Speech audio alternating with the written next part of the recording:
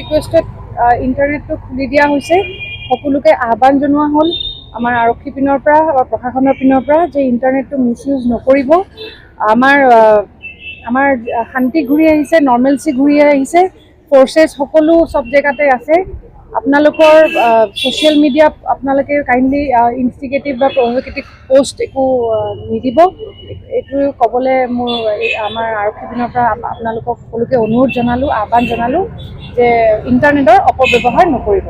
আমাৰ সকলো শ্বেল্টাৰ কেম্পত যিখিনি মানুহ আছিলে সকলো ঘূৰি গৈছে নিজৰ নিজৰ জেগালৈ।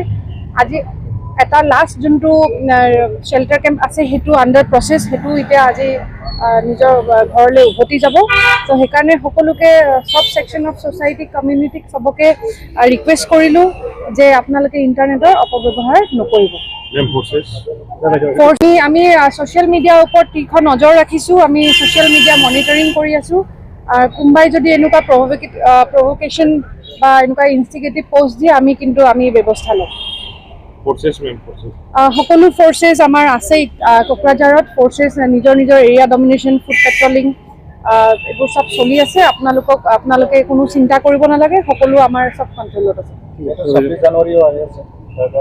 26 জানুৱাৰীৰ কাৰণে আমাৰ যিখিনি আমাৰ ছিকিউৰিটি এৰেঞ্জমেণ্ট সেইখিনি আমাৰ চলি আছে।